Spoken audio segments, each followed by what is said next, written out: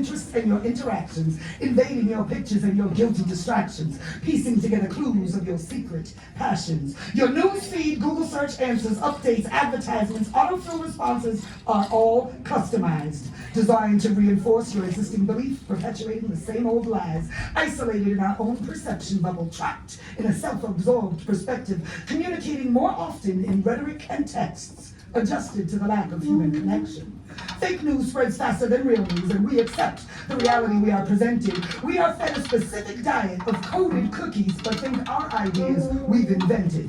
Your thoughts are the product of someone else's creation, and now our brains are properly trained to be biased towards false information, reinforcing your expressed beliefs through properly placed placation, keywords cataloged, locations reviewed, ordered in compilation, compiling a composite of consistencies and commonalities, studying the anomalies and constructing consumer qualities. We are programmable programs being programmed. You are a data asset, a series of numbers monitored for movement, shaped into an algorithm until you are the algorithm. Zombies tethered by an information cord to satellites, puppets being pulled by the strings of technology. How do you step out of the matrix if you don't even recognize you are in the matrix?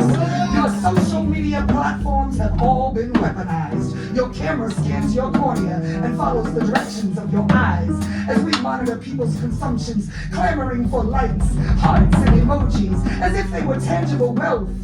Short-term popularity shortly satiates the undernourished sense of self, pacifying emotional needs, cultivating narcissists. Your playlist, favorite restaurant, and most recent purchases all become a part of it. It's all a show, of which you are the star. But if you aren't the master of what you believe, how can you master who you are? Technology is advancing at a velocity that far exceeds the evolution of our brains. Your smartphone is getting smarter than you by the hour, and yet you comfortably provide access and relinquish your power. The phones are controlling us more than we are controlling them, and we keep on opening the door and letting them in. They are in your car, at your job, all over your home. They attend your dinner dates, all your phone calls. They even listen when you moan. They know all of your business when you're alone. They got me so scared I almost didn't write this poem. Is it so crazy that I asked that you turn off your fucking phone?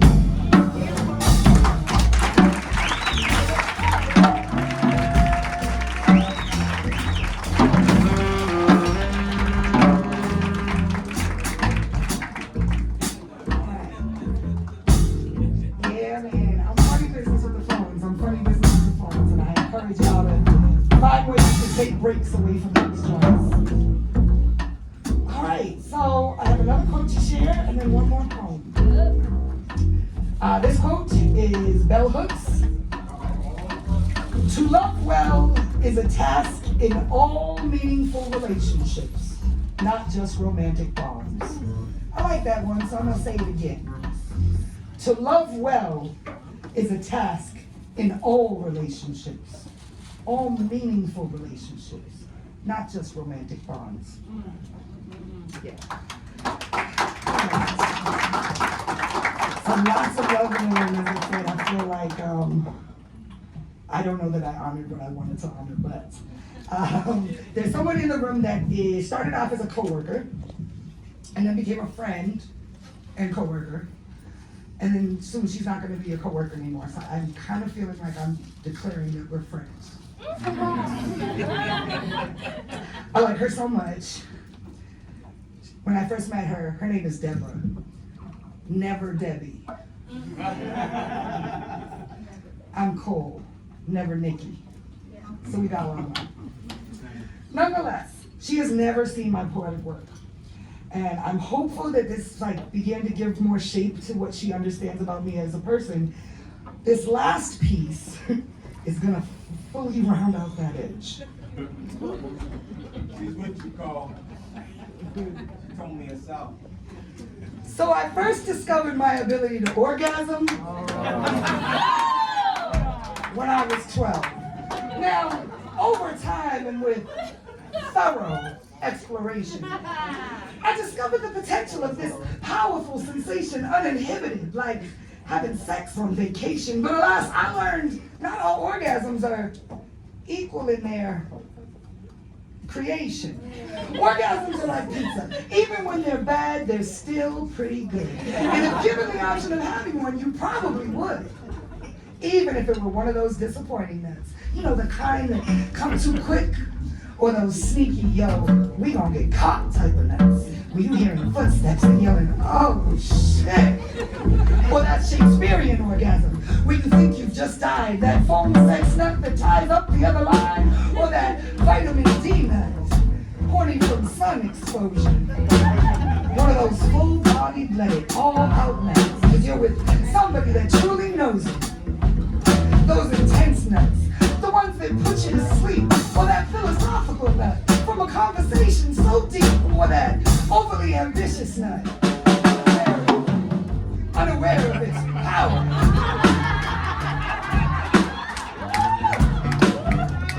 Like a hungry man given food, he just begins to devour. What? He goes to work. You already know this. He'll have you coming 4 times and not even notice. There's the submissive nut, and the dominating nut, and the I'm so drunk I end up vomiting nut. There's the mind-blowing nut that's got your ears ringing. Hours of stimulation from some post-coital tingling. There's the overly delayed nut that can sometimes start to hurt. Or the selfish nut, my personal favorite, where the person does all the work.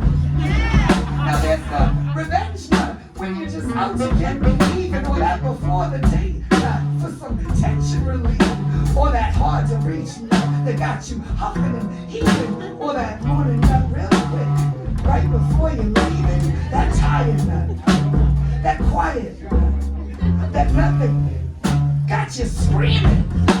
That pre-AM, wake me up to fuck, and then let me go back to dreaming. That religious nut, got your resurrection dreaming.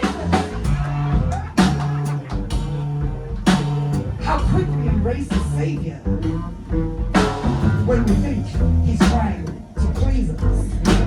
Now whatever the nut, they're all pretty good. And if given the option of having one, you probably would. Now for these lessons and exploration, well for that I thank my others. But when it comes to being the best, I've discovered there is no other. Blake Newman.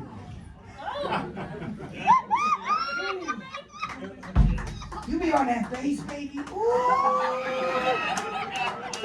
Just tickling like a feather. Woo! But when it comes to making me come, fuck that. Nobody but me. 'Cause you got that.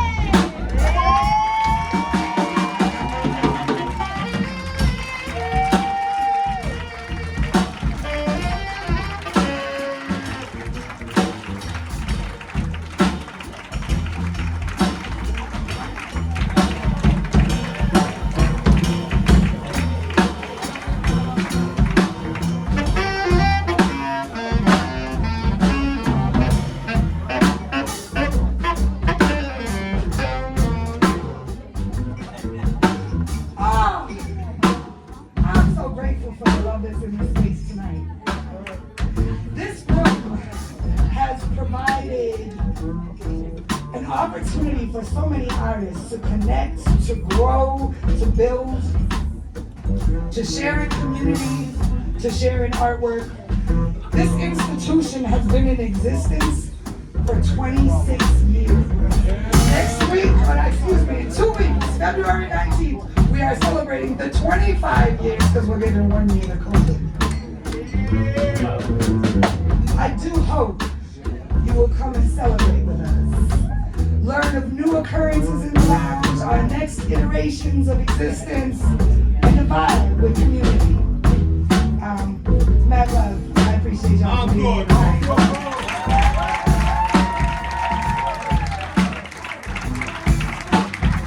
Tony Cole, y'all give it up for Tony Cole.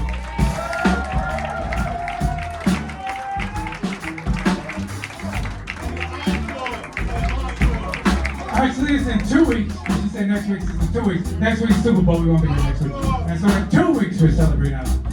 Ladies and gentlemen, give it up Berklee College, let's get it encore. Encore. Encore.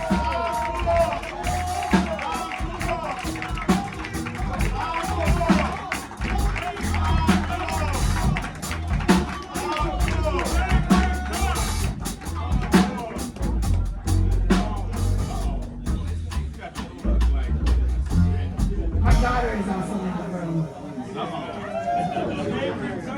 I started writing these poems when she was not anywhere near old enough to come into a club. This one. The police kill bad people. This is what my 5-year-old told me, confirming decades of lies the system has sold me, and I'm trying to figure out how she's gonna respect this force that's supposed to protect her, yet throws her community off course. I'm trying to teach her they are just governmental tools used to enforce rules, sometimes written by fools. I'm also trying to raise her awareness about how sometimes power, it can be wielded with unfairness, how not everyone feels well served and protected, how racism on a force never seems to get corrected, how men with badges and families that just want to get home to take other men from their families and leave mothers alone. Sometimes can't tell the difference between the victimizer and the victim. They need info from a witness, so they think it's all right to hit them. When people are not defended, we tend to get defensive. We see you beating up our brothers and we find that shit offensive. The police need to be protecting everyone, not just the ones that look like them. They claim to know the hood and how it's run, but baby, they don't really understand where we coming from. Because disfiguring brown faces is a governmental sin. It's part of a cyclical disaster these courts keep our kids in. We can't beat the system if the system beats us. Inconsistent interrogations don't lead to justice. Disarming me only leads to disharmony, though few parents resist it, and that's the most alarming to me. Search and seizure procedures don't get followed if they police us. No one questions how they treat us, and then wonder why they willing to beat us. Random shots get fired in the crowds. Man gets shot at his home for playing his music too loud. There's this cock-blocking concept be acting all proud. Cause when he steps up, your eyes bow. This poor slob just trying to do his job on the way to school. This dude used to get robbed, and now he's still trying to make up for when he was just a kid. Thinking about how he'll get a gun when he gets big, and a shiny piece of metal he can hit on their pockets, and along with the handcuffs and the keys to unlock it. And now all those bullies, they'll feel his fury, and he sticks the crappy ending on the tail of their story. But that Napoleon complex is really a bore to me, and misplaced aggression is all you got in store for me. I implore you, be. This ain't a mockery. The police are here to protect our democracy. This has got to be our worst atrocity. Not safe from blue and white, so my brother walks with me. He'll get checked, you see. For crack rock and ecstasy and handcuffs, you will like me. If he's got more sacks than 3, blood will be stolen. I could end up swollen. Worst case scenario, nightstick in your colon. So don't be holding or packing. Cause if you're on probation, well then jail you'll be back in. As I'm running through the mean streets of Boston, I look around and all I see is cops. I watch as they make their random stops. Watch as they leave the Dunkin' Donut shops. They be fucking up the intersections, sending the cars in all directions. Supposed to be here for my protection, always on a racist selection. Too late to fight disparities in the house of correction. I'll be right on time to fight that crime before the next election. If they think that you're guilty, they'll do whatever it takes. Even my man, Professor Gates, can't catch a break. So how do I escape her questions when she's hearing gunshots late at night? And she looks up to me and asks, Mommy, the police kill bad people, right?